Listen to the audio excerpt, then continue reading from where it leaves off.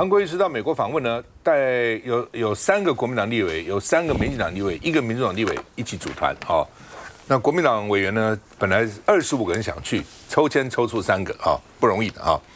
那后来呢，他们就说呢，同样这个代表团到美国，民进党的代表呢就一直在告洋状，哦，说国民党啊、民众党啊就不配合啊，不通过无人机啊，不通过这个特别预算啊等等哦，说呢这个特别说无人机被国民党挡了哦，对民众党挡了，所以呢，郭玉琴说在美国说一套，说我们都支持啊，回来台湾居然为什么要反对我们哦？那另外呢，因为民进党委员被曝说他在美国在告洋状，好像去见宗主国朝贡哦，就跟宗主国磕头打工作揖，然后呢去说哦告洋状，所以呢这个韩国瑜回来以后啊，就有这种消息出来哈。郭玉琴说：“我没有说告洋状，我只是说对于国民党跟民进党的跟民众党的说法高度遗憾呐、啊。哦，我那这哪叫告洋状？遗憾不行啊，所以不要把我没说的塞到我嘴里啊。哦，那另外呢，说我只说高度遗憾。民进党的李博义就说啊，国民党是打脸自家人哦。哦，为什么你只通过7800亿的特别条例？哦，而且呢还说未来会支持无人机产业，但是呢，为什么不说当时为什么没有通过1兆2500亿呢？哦，那林佩祥说，告洋状可能有些立委自觉哦，或许还不够，要告得更多啊，这告洋状告得太轻了啊。卓荣泰说了哈，韩国瑜出访的时候呢，说要出门要团结，卓荣泰说希望是心内话，不是场面话，意思就是说，既然要团结，回来就要支持我们的政策啊，要团结啊，哦。那另外呢，郑丽文说有见川普的一个很重要的盟友Steve Daines 说这是川普很重要的这个保守派参议员，而且呢今年要退休了现在他是 Montana 很偏僻的 Montana 州选出来的那好像说他说我没有跟郑丽文见面，是幕僚接待的不过现在还在吵这个也蛮无聊的，我们看一下。我希望这个是内心话，而不是场面话。希望不是场面话。行政院卓荣泰曾一席话是在说近期率团访美的韩国瑜吗？在野党的人士，目前有多位都到国外去，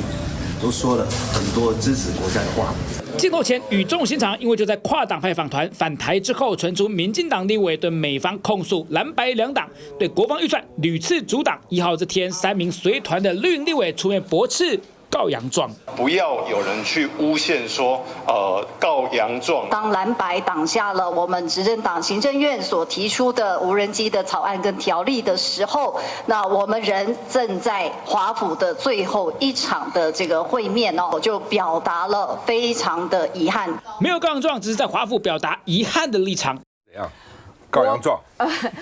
我想我们上次跟韩国瑜一起到这个所谓的川普的就职典礼，也是同样的一个组合也是同样的组合，通常就是国民党、民进党跟民众党，大家都各自有代表。那个时候呢，的确是我们都是非常的团结一致，但是呢，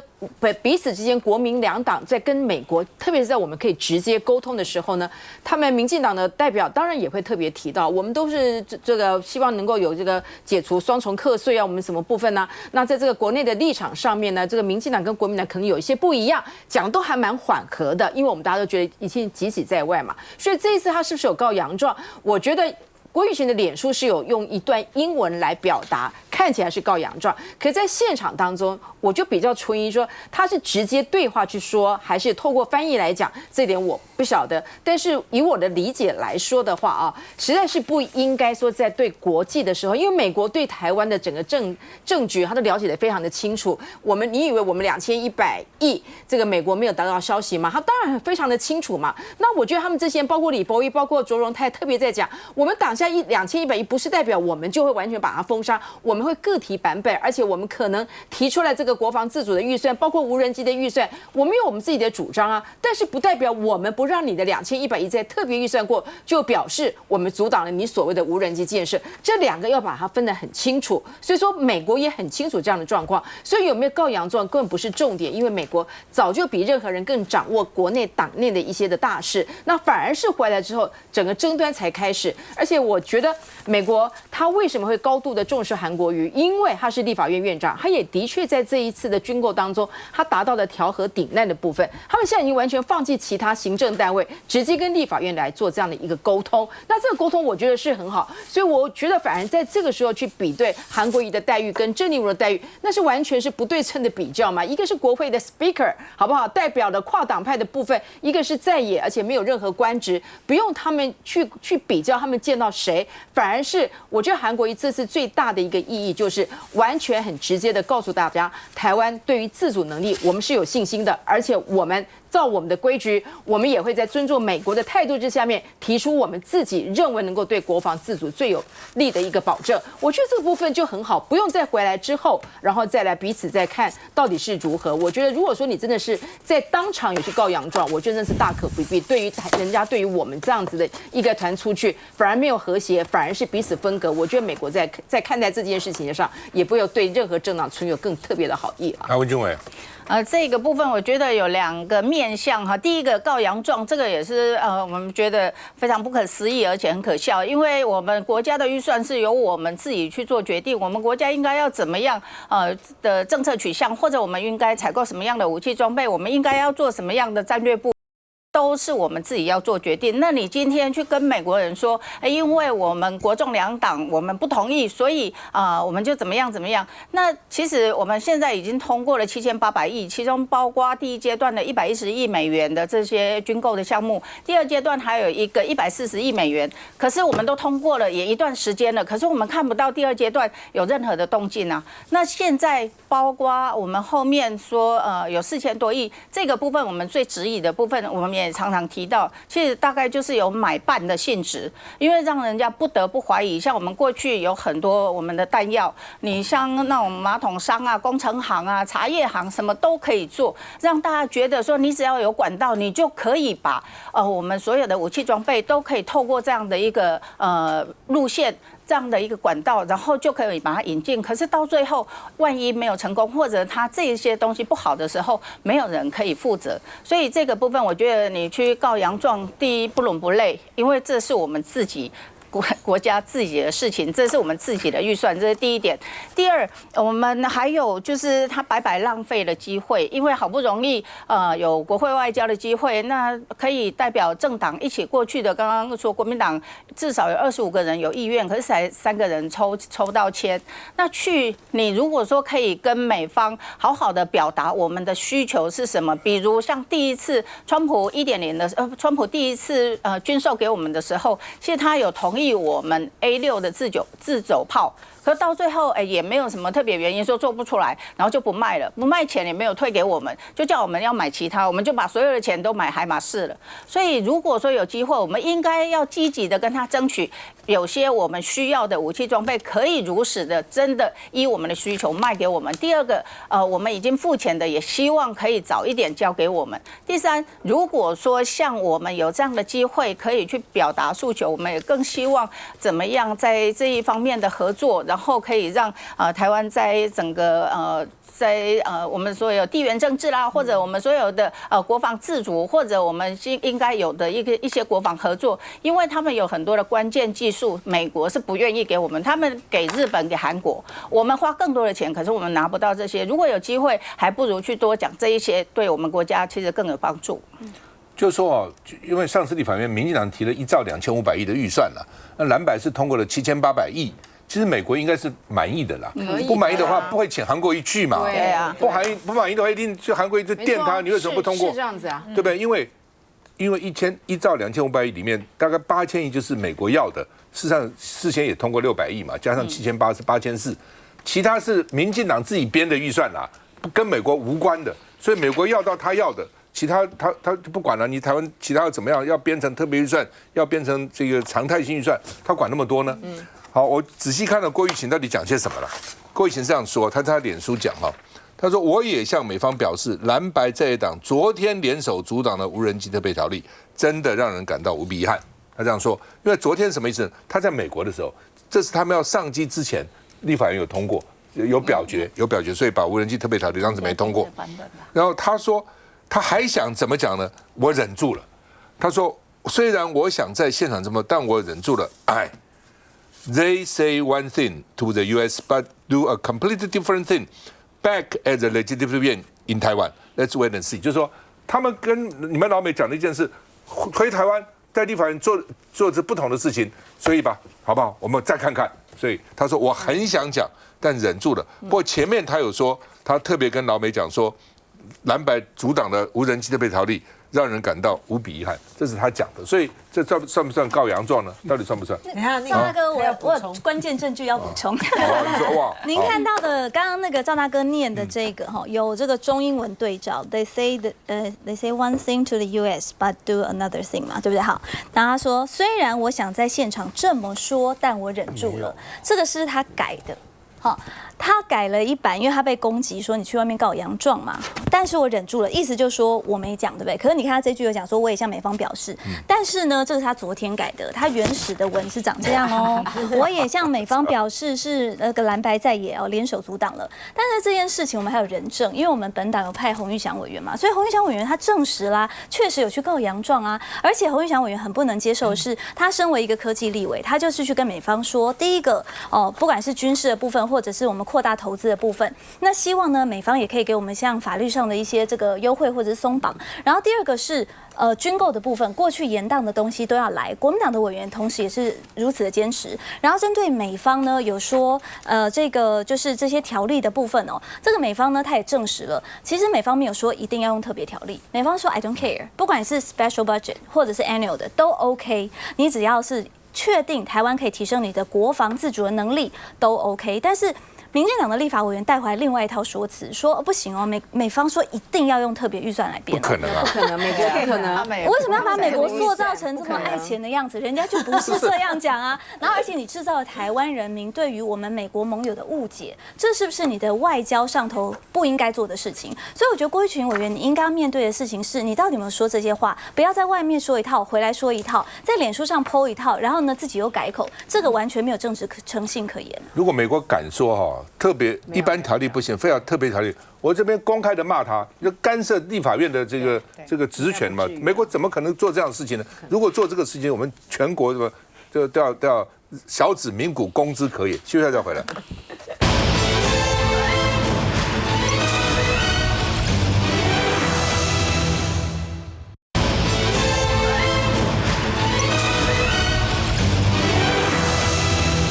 无人机啊，刚刚这个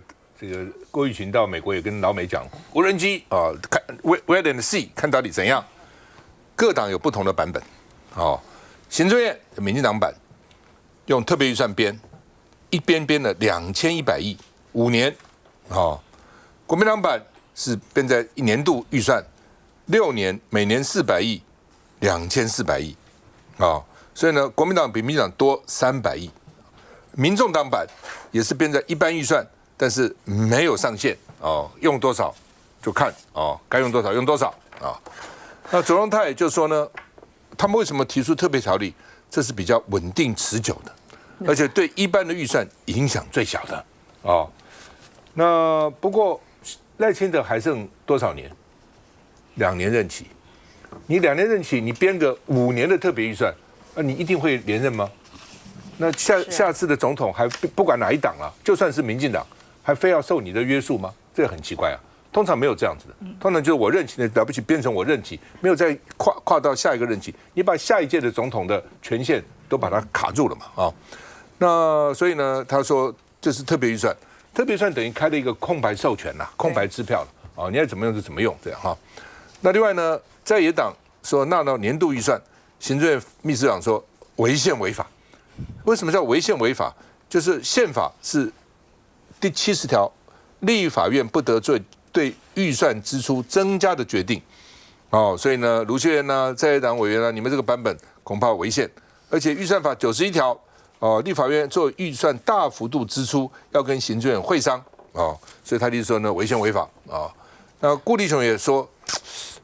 有一点困惑，那好吧，你国民党说每年编400亿，分6年。4年400亿的年度预算，你们会通过吗？要看你执行的会不会通过呢？做出来状况。那另外呢，林沛祥这个书记长就说啊，奇怪了，我们是要鼓励发展国防这个产业，违什么宪，违什么法呢？哦，那另外呢，民进党书记长范云就说，应该回归年度预算会排挤自有支出，哦，就是如果变成年度预算啊，那自有支出可能就排挤，特别预算就不会一样嘛，都是国家的预算，怎么管它什么特别预算、普通预算，都会用到国家的钱呐。如果你特别预算能够编，你普通预算可以把你的额度提高啊，预算给我们提高就好，怎么不行呢？怎么说不行？啊，卢秀燕强调，党版比行政院版更优惠啊，至少多了300亿嘛。那赖士葆除了一般的2400亿啊，他还特别提了一个500亿的特别预算，要跟美国买无人机啊？为什么？因为他说他主要意思你必须要把技术转移，就是说我买你一定要技术转移40%，起码40%。如果你不把技术转移，我就不买。所以呢，你要不要做这个生意？要做这个生意，技术转移，让台湾的技术能落地生根。我们看一下，政府一定会做国军最坚实的后盾。我们将不断增加国防投资，以及推动国防产业自主等方式，打造台湾之盾。指的是军购条例被砍掉的无人机部分，绿营再度提出，但蓝白也都在30号提出各自版本。蓝营6年编列2400亿，并回归年度预算，主管单位经济部和国防部，以及奖励产业措施与新增防弊机制。白营则未针对金额做出限制，但同样把预算回归常态编列。执政党则是2100亿的特别预算，要采购3类的无人机与无人艇。那我其实看了我有点困惑，当真的提出这400亿的这个预算的时候，他是不是毫无意见的？一定会全数通过。立法院不得做这个对预算增加支出的决定。卢市长也好，在野党也好，他们所提出的版本，恐怕明显有违宪之余哦。点名在野党恐怕有违宪之余，并对其他预算产生排挤效应。这个版本呢，可以说是目前最好、最从优、从宽的一个版本。那也希望行政院或者是民进党版本跟进。来，这人到底有没有违法违宪？你要宣违法违宪，我们现在问一下，你用了预算法第91条，我现在先请教一下预算法第83条，只有在国防紧急设施、重大经济变故、重大灾变等不定期或是紧急的状况之下，你才能够编这个特别预算，有吗？无人机有特别预算，有到这么紧急吗？而且我真的觉得他们每次讲的这些，顾立雄他是法出身的，400亿我们会不会如期编？你要是如期的能够完成，然后呢把你该有的一个进度完成，没有理由不编。但是你如果做不出来，或者是没有办法完成，那立法院当然要给你扣住，然后来看看怎么办嘛。所以我们今天所强调的就是一句话。共同的部分，无人机产业我们都支持，但是要变在什么地方？我们就是反对把特别预算变成常态化，变成泛滥化嘛。这从头到尾都是这样子嘛，而且能够里面有防止的一个弊端。你每一年去编，你如果如期完成，没有人理由会把你扣住。但是你如果说从我刚刚所提到的，你完全做不出来，或者是有一些的比较的弊端，或者是你有一些绿油油，他因为一些的什么状况把你拿到的这个标案，然后发现它完全是空的，完全没有办法做到的。你刚刚所讲的，包括这马桶商、医药商什么之类的，这些会不会有可能发生？也有可能发生。那我们就可以在下一年度要给你400亿的时候呢，就可以做好监控管控，这才是立法委员该做的。而且我要特别强调一个，民进党在2022年的时候就已经告诉你们要打造无人机的这个国家队，你还特别从那时候过去10年来，不管在任何的这个所谓的委员会当中，你都把这些钱藏在不一样的地方。我们总共有851亿耶，已经花在无人机的这个层面上，并不是过去都没有哦。每个都希望无人机的产业链能够在台湾能够继台积电之后变成护国神山。我们今天所要的都是人民纳税的钱，编在常年的预算当中，我们可以监督。而且不会是所谓的排挤，你只要做得出来，没有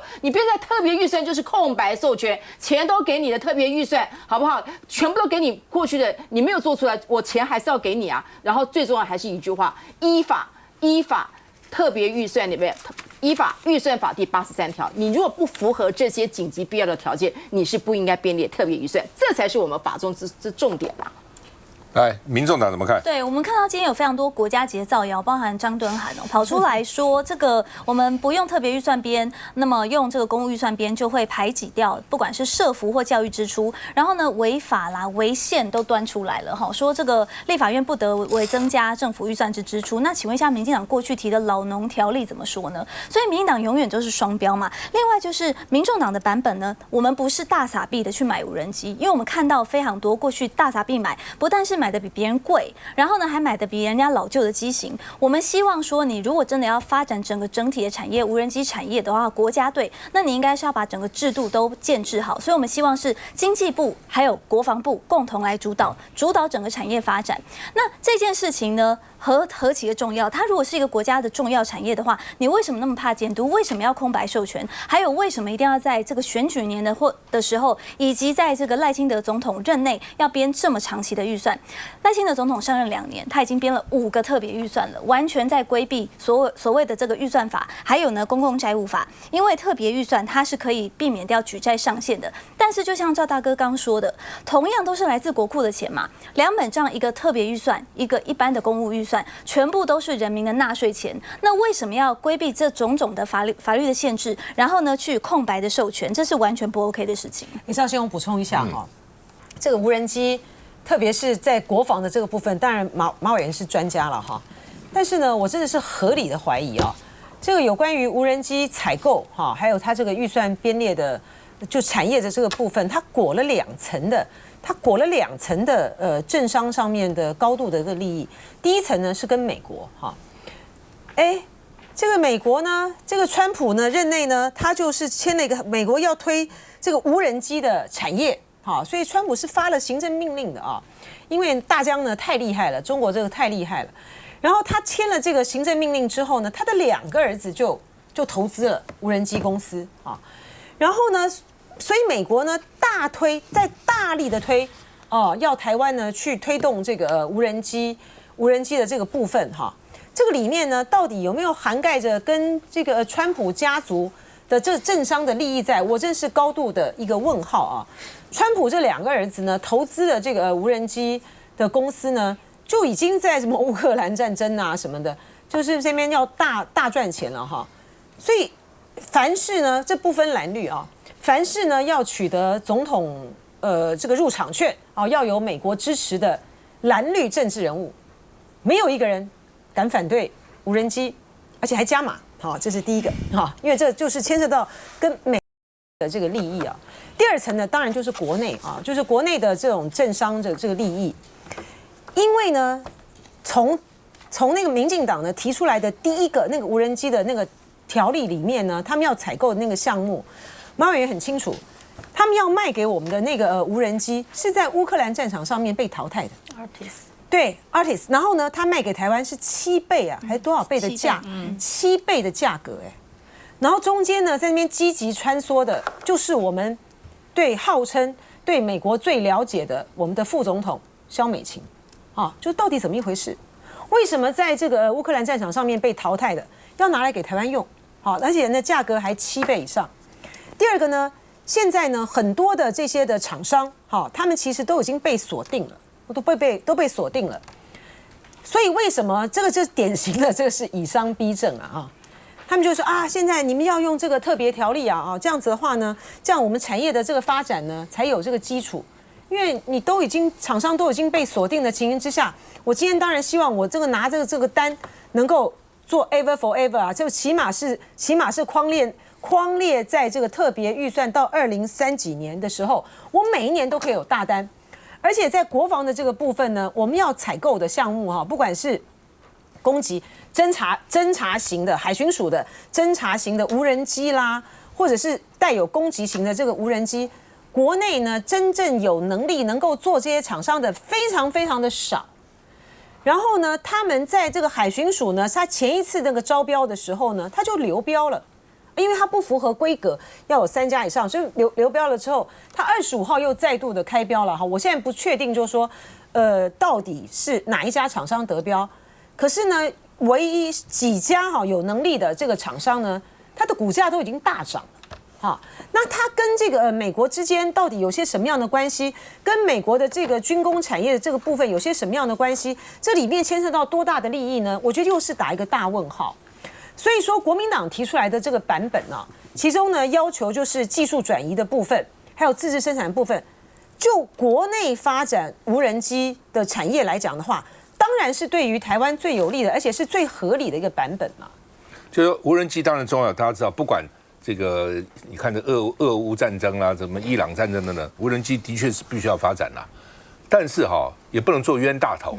比如我们买美国那4架死神无人机，我就不懂为什么花了6亿美金呢？6亿而且它攻击被拿掉了，它本来是可以对功能又不全，侦打一体，后来我们只有侦查，我们没有攻击。那这是在伊朗20几架死神无人机被打下来，所以我本来以为它多神勇搞了半天什么死神啊？有点像它自己变成功能有点像扑爪雷达，因为我们不需要侦测这么远，而且我们花那么多钱，就是为其他国家准备6亿美金，对不对？一架1亿5千万美金，多贵啊！休息一下再回来。